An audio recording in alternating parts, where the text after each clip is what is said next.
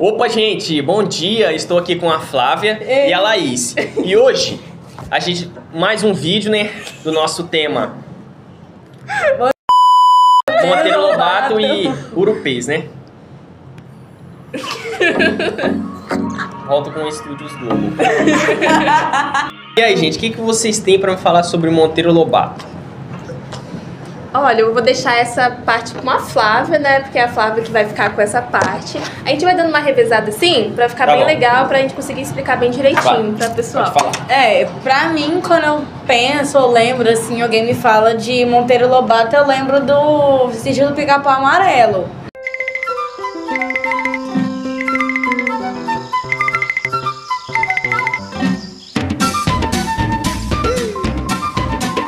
Nossa, primeira coisa, Com a nossa querida Emília, que não é muito diferente de mim.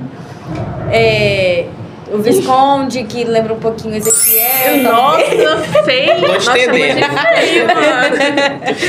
Só que, tipo assim, primeira coisa que vem na minha mente quando eu Monteiro Lobato, eu não vejo só Sítio do Pica-Pau Amarelo. Eu vejo... Você sabia que ele também foi um grande político, escreveu coisas sobre política, como Urupês, que eu vou deixar a Flávia explicar um pouquinho o que é porque, Urupês. assim, quando a pessoa é mais inteligente, mais aprofundada nas coisas, ela não pensa só numa besteirinha que é um desenho, um negocinho assim, né? Verdade. Agora, no meu caso, é meio diferente. E os personagens, qual que vocês mais gostam? Olha, eu vou falar de Urupês. De Urupês, que eu acho uma obra bem interessante que a gente vai abordar aqui nesse podcast, né? Que você chamou a gente para isso. Então, eu acho que o Jeca Tatu, de Urupês, que ele mostra, né, um Brasil atrasado, que ele retrata exatamente isso. Atrasado, lerdo, né, sonso. Nessa parte eu não sei mesmo, não. Não sei muito, não, porque... Se eu te falar que eu conheço o negócio do sítio, é muita coisa. Que é assim, eu sou muito interessada nessas coisas, mas isso aí a gente deu uma aviso, a gente deu uma assistida quando era criança. E eu gostava do porquinho. Do rabicó. Só o porco, né? Ai, gente, eu acho que... Eu gostava do porquinho da Cuca, ela era legal. Não gosto dessa mulher, não. Dessa toda vez que eu vejo a Cuca, eu lembro da... Eu ficava com medo, velho. Eu ficava com medo desse bicho lá. Ai, vai ter que contar essa parte, gente. Não. Mas, tipo assim, voltando sobre o Urupês, que a gente tá fugindo aqui do assunto. O Urupês foi postado em 1918, né, primeiramente, e foi exatamente pra uma crítica pro Brasil.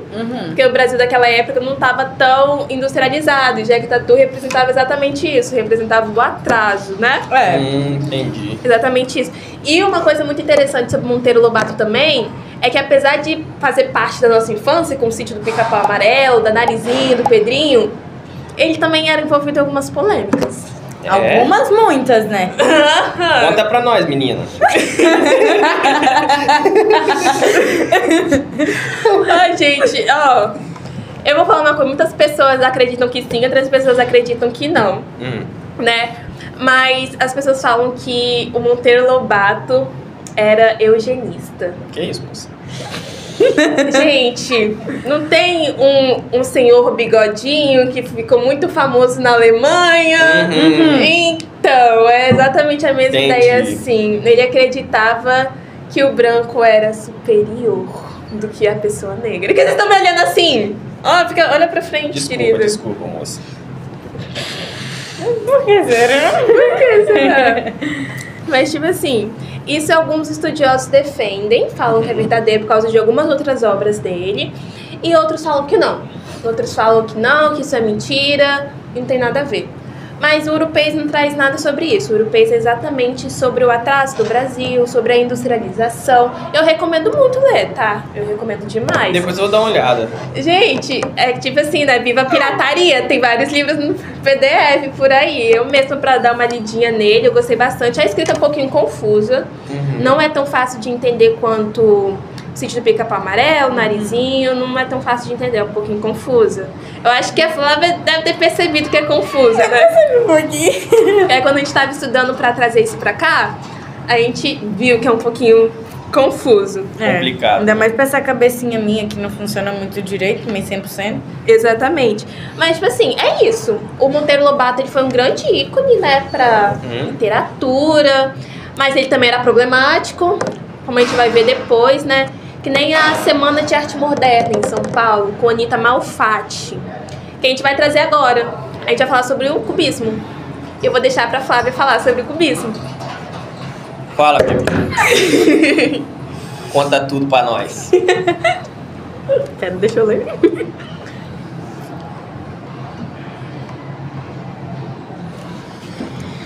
Ai, cadeira. Já que agora a gente chegou nesse assunto da Anitta, né? Em 1917 ela fez uma exposição, né? Em São Paulo, que trouxe tendências bem exóticas. Um pouquinho, talvez? Como assim exóticas? Ai. Seria tipo isso aqui? Não, isso ainda tá um pouco normal, eu acho. Nossa, mas tá bonito, É tipo tá assim, bonito. se eu tirar uma foto sua de lado, dá pra ver o seu lado. Não dá pra ver outro lado seu. Vai colocar um exemplo aqui. Em algum lugar vai estar um exemplo. Em algum lugar por aqui.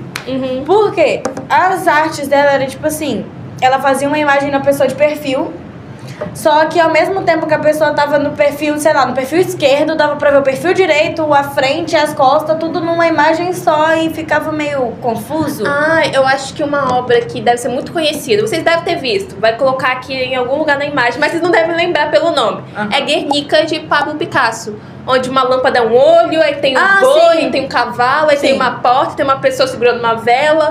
Eu acho que seria tipo isso, cubismo, mais ou menos? Creio eu que sim, uma coisa meio tentando as ideias assim como eu, talvez. Pode ser, né, também, né? Meio abstrato, né? E agora... Bem esquisito. Isso, aí pra eu falar do Monteiro Lobato, já que ela ficou responsável mais pela arte, eu fiquei pela literatura, Monteiro Lobato também estava envolvido nisso, na Anita Malfatti. Ele achava aquilo ali um absurdo, negócio de cubismo, tudo doido, tudo estranho. Aí o que ele resolveu fazer? Ele resolveu escrever, falando que o quanto aquilo era estranho. Deixa eu só ver o nome aqui do livrinho que ele escreveu. Eu dei uma esquecida aqui. Livrinho? Ele foi, não sei se foi um livro ou se foi uma carta. Ai, gente, cadê? Não tô achando. Impressionismo e tal, magia distorcida. Não, tá assim. Paranoia ou mistificação. Foi um artigo que ele escreveu. Entendeu? Aí tava criticando ela, falando que aquilo ali era muito estranho, muito doido. Ele massacrou a Anitta. Em vez de ser algo construtivo, passou longe disso. E sem querer com isso tudo que ele fez aí, tentando meio que acabar com ela, não sei, alguma coisa assim. Meio que polemizar as artes dela, mas o que já era, ele acabou que formou aquele cenário agora eu maravilhoso, te pergunto, né? Será que ele só fez isso porque ela era mulher ou realmente não gostou da obra? Pois algo é, pra se pensar, né? É algo muito pra se pensar. Mas eles chegaram a se encontrar? Então, eles brigavam demais, né? E essa pergunta eu não vou saber te responder. Não vou saber te responder. Porque a gente tava... Só trazer o basicão aqui mesmo, sabe? Porque a gente tem pouco tempo, se bobear nosso tempo já deve estar até acabando. Mas era basicamente isso. Monteiro Lobato, ao mesmo tempo que criou o Sítio Pica-Pau Amarelo, criou também Urupês, que algumas pessoas chamam de Urupes, né? Erros de português. Criou Urupês. É uma crítica, né, pra sociedade brasileira, porque a gente tá várias falando de... polêmicas interessantes. A gente tá falando também. do século XX, gente. Século XX, machismo, atraso. Então ele criticava isso, ele criticava muito o atraso do Brasil, né, da indústria. E Anita Malfatti também, que trouxe a arte, tentou trazer algo diferente, como Pablo Picasso. Só que ela foi criticada pelo nosso querido Monteiro Lobato, entendeu? Esse cara não bosta, hein?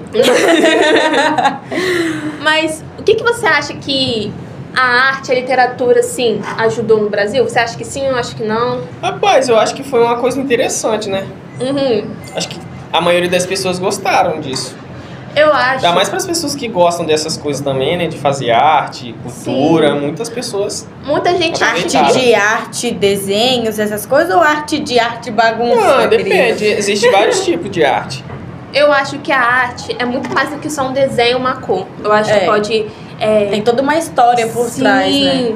uma rebelião, uma e tipo, um quadro que você pinta, por exemplo, não é apenas um desenho, uma pintura qualquer. Às vezes pode ser a coisa mais ridícula do mundo, mas tem todo um sentimento por trás, toda uma coisa... Contexto, né? É igual eu, por exemplo, toda vez que você me vê com um caderninho desenhando, é porque eu tô muito chateada com alguma coisa, minha ansiedade tá lá em cima, então eu vou caçar um jeito de relaxar minha cabeça desenhando. É isso que eu também creio, que a literatura e a arte é muito importante pra gente também fugir da realidade.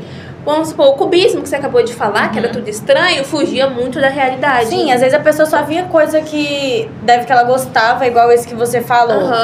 Um cavalo, uma porta, uma vela, coisa que a pessoa gostava, só pegou e juntou tudo numa arte só. Às vezes pode ser isso. Mas também. aí que você se engana. O Guernica de Pablo Picasso retratava a guerra da Espanha, entendeu? Era uma guerra que estava acontecendo. O olho representava esperança, o cavalo representava a guerra, uma flor no chão. Vai mostrar a imagem em algum lugar aqui que a nossa editora, Sara, ela vai colocar pra gente. E a vela? O que significava a vela? A vela significava os defuntos. A esperança.